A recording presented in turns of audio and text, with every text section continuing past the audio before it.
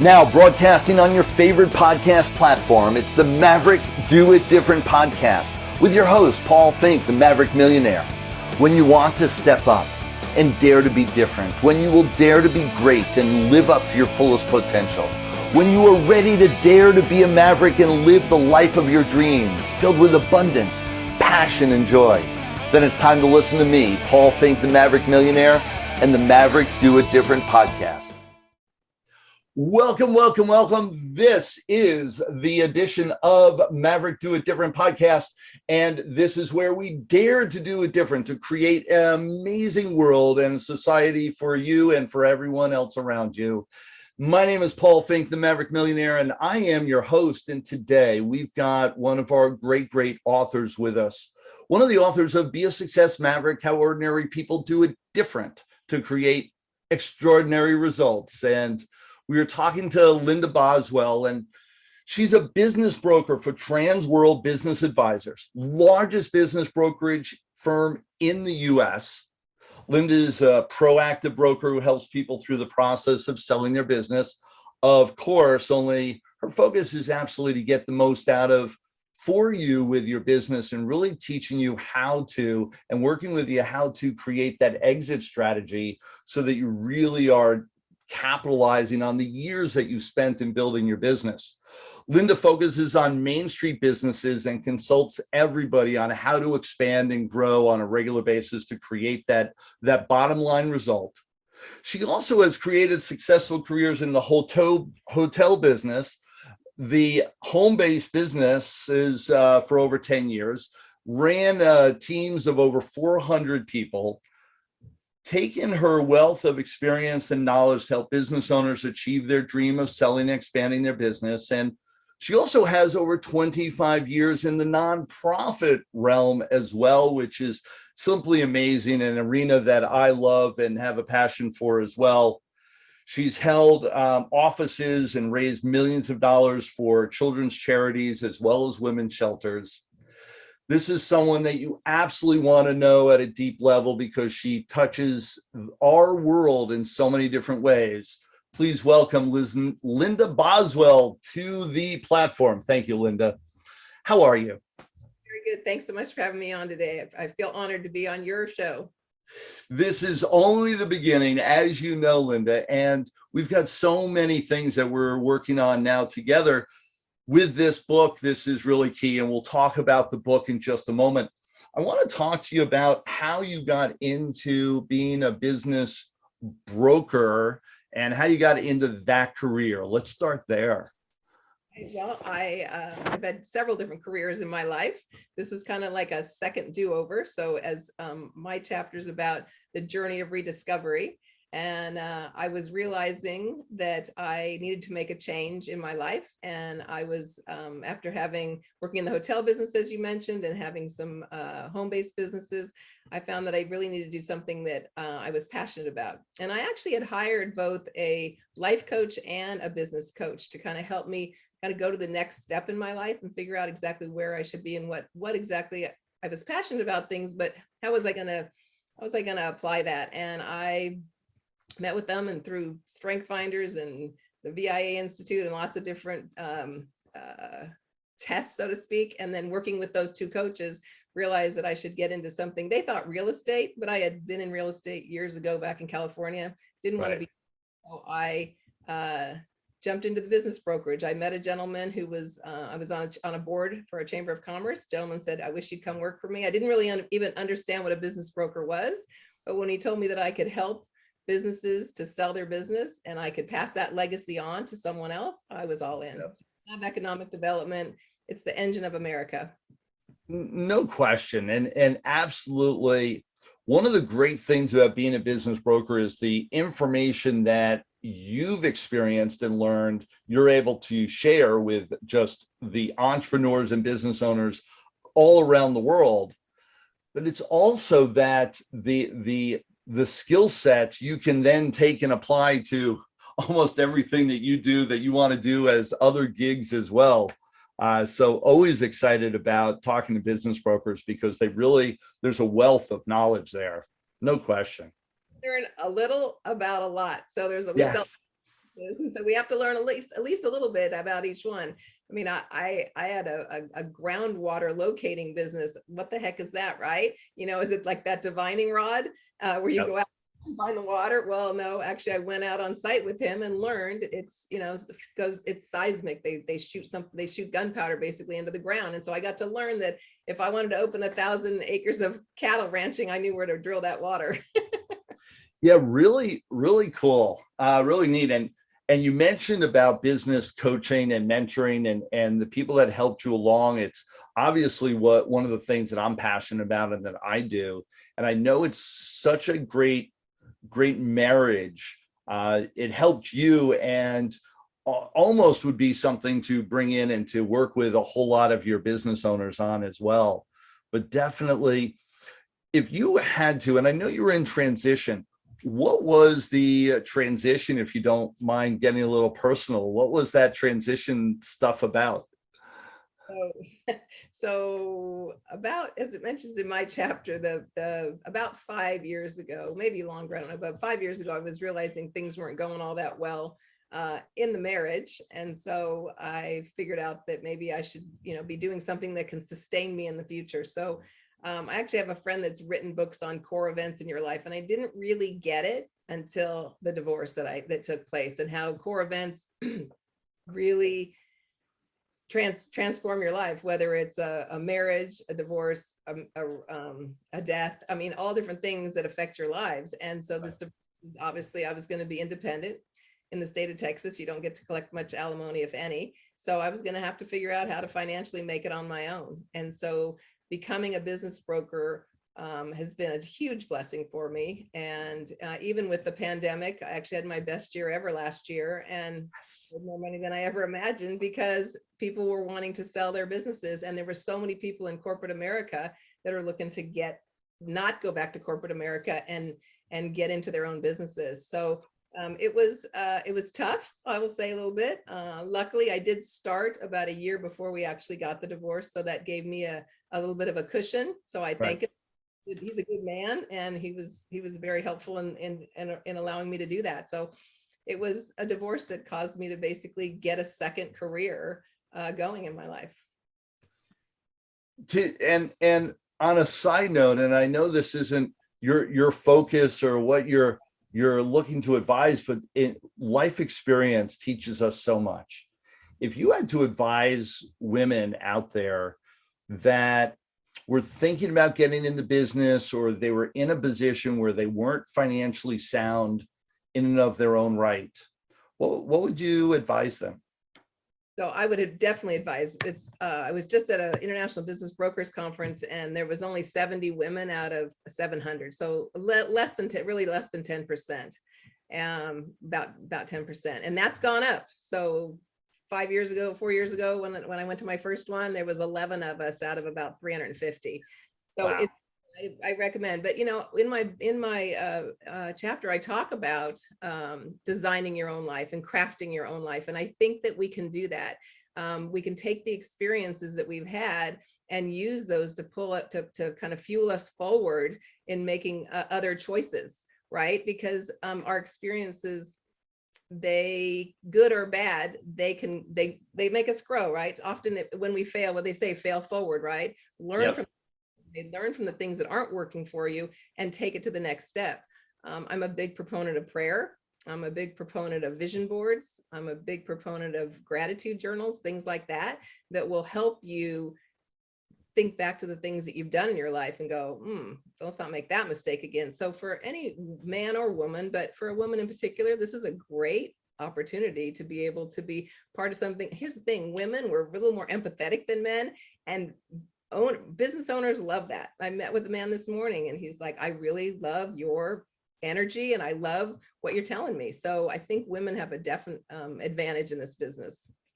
Yeah, as a business broker, and I know you carry this empathy with you as you engage with the business owner, only they've got to be really vulnerable. I mean, they've got to open up to you, and you've got to be really understanding on how that operates for you. They're opening up they're opening up their life to us. They're opening up their. sometimes they're selling because they want to retire, but sometimes they're selling because there's partner issues, or there's a divorce, or there's medical issues. And I will tell you that the biggest surprise I have in this is the amount of medical issues that have come to fruition in this, and it breaks my heart because I know I'm on a time frame to get it sold sometimes. Yeah. Yeah. No, but it's definitely it's an amazing career, and it's sustained me. I'm every day I look forward to getting up and talking to my clients. That's so exciting. Yeah, and the idea that you've transitioned at such a powerful level at a time when and I found in the pandemic and all the challenges we've been through in the last few years as a country and as a world, some people, it made them stronger, and some people just are still curled up under their blankets. And congratulations for being the former, and in just grabbing hold and deciding this is my time. And you've flourished and grown with your brokerage business and your whole life. And it's really great to celebrate that now. It is. And and it's when something tragic happens to you in life, you got to pick yourself up. I'm not one to lay in bed anyways and curl up all under the blanket, but it wouldn't have been difficult, especially during the pandemic. It'd be. Oh gosh, I saw it every day, and it was such a shame. And I'm the same belief system that we've got to face the fire, just move towards it and conquer rather than run from it. And with that passion and that energy that you exude, it's obvious your success. Yeah. A lot of networking. So, and that gets me out into the community, and I love that. Now, you mentioned about prayer, you mentioned about faith. What part of your journey has that been a part of? How has it played a part in the whole success that you've had? I would say I've always been a praying woman. I pretty much have been in a Bible study since my son was 6 months old, and he's 29. So that's something that's always been prevalent in me. So the power of the praying wife, the power of the praying mother, the power of the praying friend.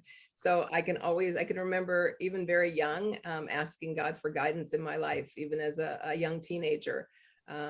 And I think, even when you think sometimes you've got it figured out, and you think God's taking you in a direction, and you're trying to design your life, as I said, sometimes he has for you. So you just have to have faith that the direction taking you, and that God's taking you in that direction. That's basically what I did. I trusted God to take me in the direction that he did. But prayers plays a big part in my life every day. Yeah, no question. We've done the same thing in our journey, and quite spiritual in that regard, and prayer and looking for guidance. And one of the things that I'm really clear on is that just because we design and we have the control to design our life on purpose with intent, it doesn't mean that it goes exactly as planned. That we are just building the machine and putting fire in the engine. It doesn't mean that it directs in the exact path that we laid out initially. And to be able to flow with that, and to understand that things will happen and you'll change direction, but it doesn't negate the plan in the first place.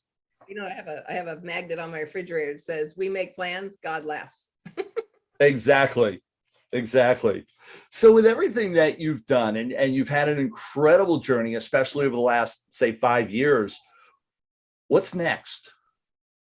So I think that I can continue to do what I'm doing, and help others. I mean, each day I wake up and have a new business. I mean, I just had another restaurant that just called me that, their partnership is just not working like they thought it was going to be. And then the gentleman I met with this today, he's got one kind of business, and he has 2 businesses, and he just wants to put one to the side so he can focus on the other one. Sometimes we're trying to world, right? So he's like, I realize that, and this one's starting to decline, and it's such a great business. So, for me, every day is about helping business owners to just really take it to the next level. Because, and here's the thing, when you talked about earlier about how I could help people move forward, or maybe even grow. So maybe they're not really ready to sell. So with my experience of the past, I'm able to help them and maybe tweak some things within their company to be able to just grow it to the level they want. Because sometimes we plateau, and our companies plateau, or businesses plateau, and they don't really know why. And so we actually have that ability to prepare them to exit, whether it be 1, 3, or 5 years down the line.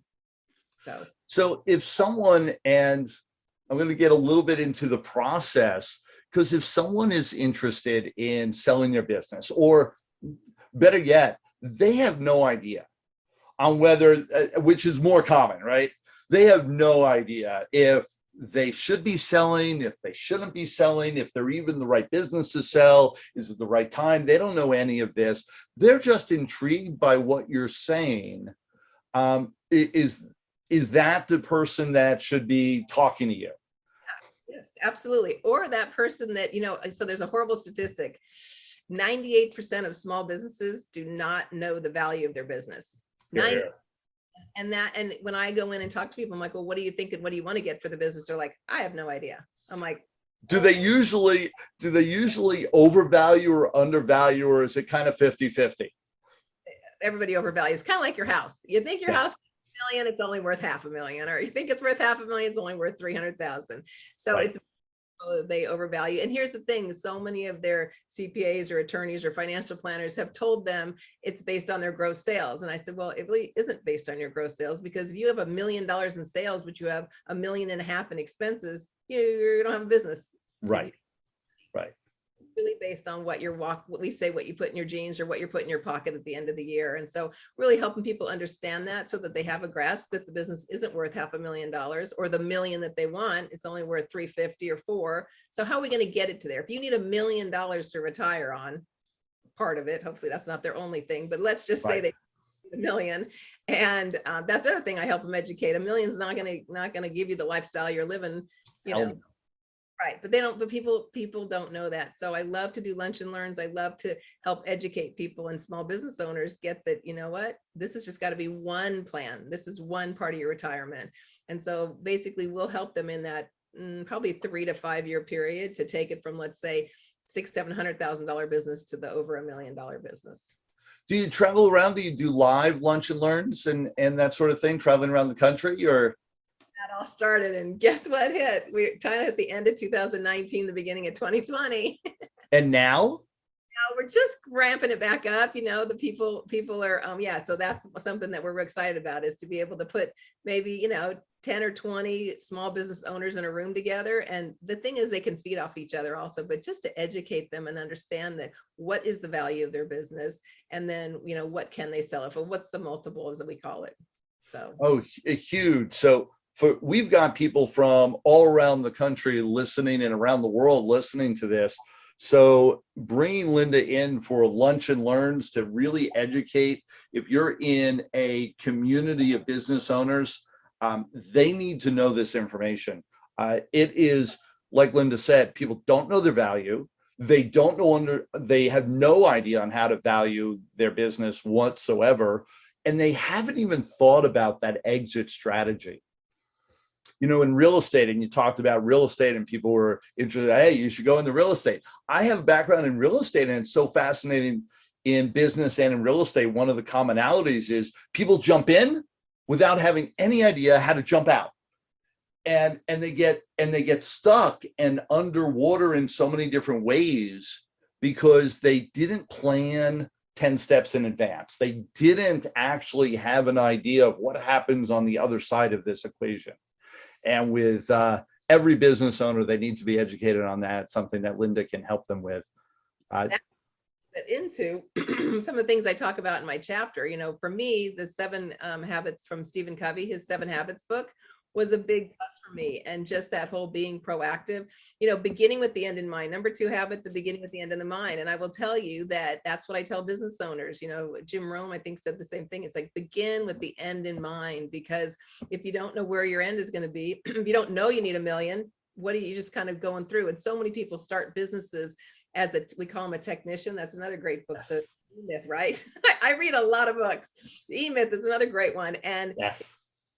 the reason it's a myth is that people start as a technician. Hey, I worked at a bar. I was a bartender, so I should own a bar. I'm like, no, you shouldn't own a bar. You don't know how to manage. Right.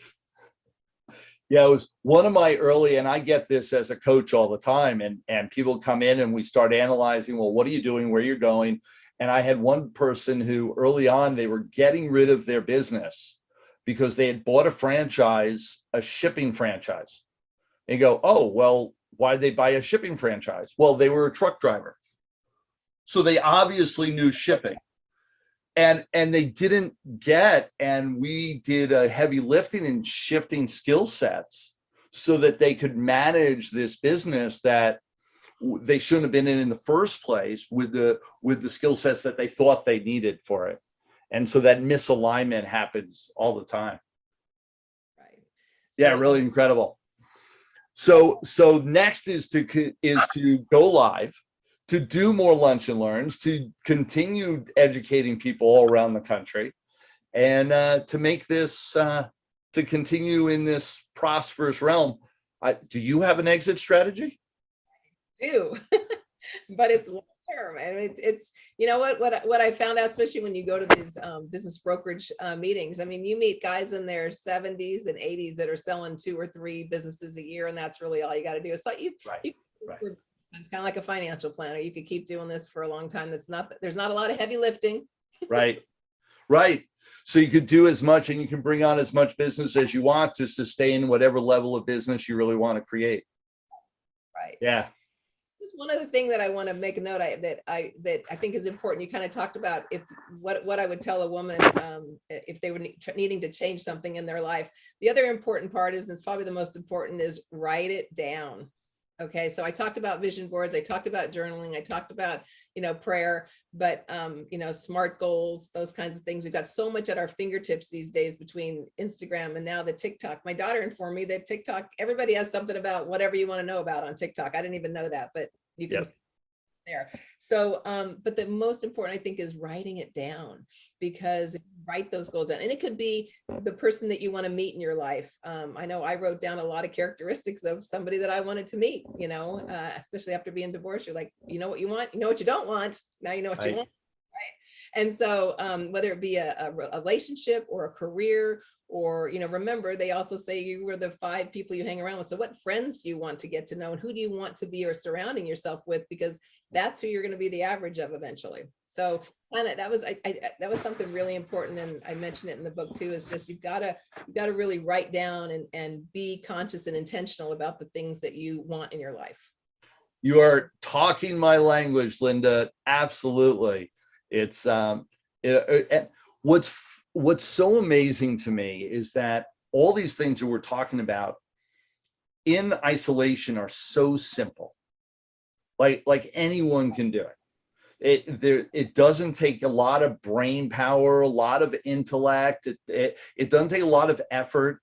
Anyone can do these, and yet the statistics on how few people do this. I mean, we've all heard, especially in business, write down your goals. And yet it's like 5% of the population actually write them down, and let alone follow through and actually do anything about it and read it every day and broadcast it to the world and all those other things that we can do. 3 to 5% actually write them down. And it's so simple and yet so powerful in where we end up. It really is. I think that one of the things I always put is to be joy filled. That I always wanted to have joy in my life. That was like one of my intentional words that I had. Intentional was one of my words. I try to pick a word each year. And so intentional, joy filled, those being positive, things like that. That's another thing that's really key. I mean, the number of people I talk to who have so much negativity in their life, and I think that they need to do either more reading, or they need to spend more time in prayer. I'm not really sure what they need to do there, but it blows me away that they don't look at the glasses they say half full. I don't know. Yeah. Things that happen, there's a lot of magic moments that happen in our day to day. And sometimes we have to just even recognize those magic moments that happen in those experiences. And then when things aren't so good and other people hurt us or something, give some grace. Grace is abundant. God gives it abundantly. We need to do the same thing. Yeah, looking at it not just half full versus half empty, only really looking for the silver lining in all the worst of the worst. We had a challenging couple of years. My wife got sick right at the same time that COVID hit, and the understanding on all this had a purpose and a reason, and all of this built us to be stronger and to really move with grace and power. Really made a difference. So yes, the positive energy and constantly looking for what's best out there, so important. I want people to get to know you in some personal stuff as well, and I know we've already been talking about so much of this. We call this the lightning round. Let's talk about a couple things. What's your favorite book? My favorite book is a book I read about 2012. It came out in 2010 by Napoleon Hill. It's called Interview with the Devil. Yes. That sounds very odd, but it's a very good book. He was written back in the 30s, and he was afraid to release it. It's a great audible book because they have two different voices going on. So you hear the devil's voice and you hear Napoleon's voice, and it's amazing. And it really is again, written in the 30s, but it's actually almost a blueprint for what's happening in society today. Powerful. Favorite movie? My favorite movie is The Sound of Music. Why? You know what? I can't even sing. I wish I could sing. It's everything from the storyline to the beautiful scenery and just the empathy and caring of a beautiful woman who takes care of those children and winds up falling in love with the wonderful man. And just, it's a beautiful love story. Yes. And great music. Have you visited that part of the country? That part of the world? Born in Germany, and Great. my daughter's currently living in Croatia, and so I will be looking to visit that part back. Sad when I was supposed to go, something happened, I couldn't go, so I'll be going this year. Yep. Oh, that'll be awesome.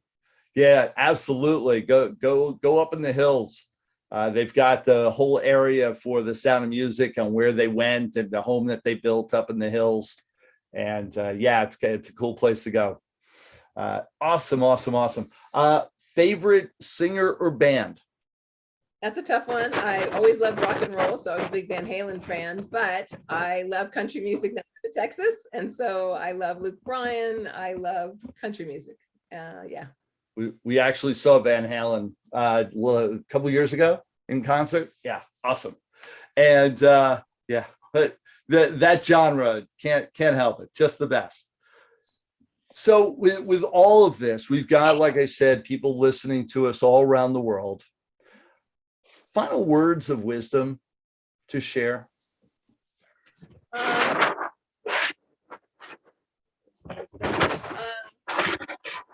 Say that if you're not where you are in your life today, that you just need to make a decision, and make a decision to, as I said in the beginning, design your life.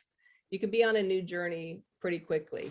There's, again, everybody's hiring, everybody's looking for good, smart, energetic people. And so you need to celebrate who you are and get on that new journey to get you where you want to be, and do it with other people you can bring along with you. So I mentioned in my thing, I didn't want to be a passenger. I wanted to be a driver, but I wanted to bring good people along with me in the journey. And so find good people to surround yourself with positive energy, and really they'll complement you as you're striving towards your goals. You can help them with theirs.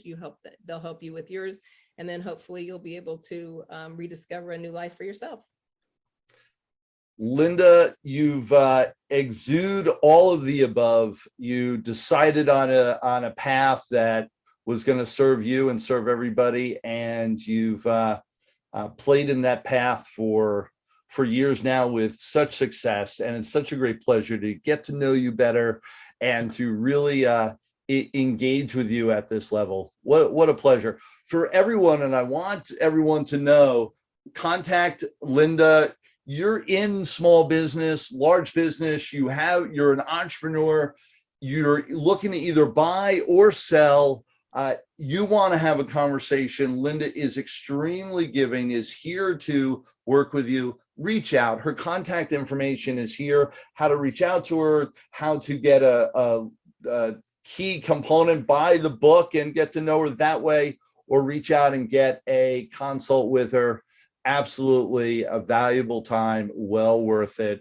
You want to spend that time, get to know her even more, and find out how you can either buy or sell a business, or know what's going on in your future so that you have a real exit plan and she can help you with all of the above.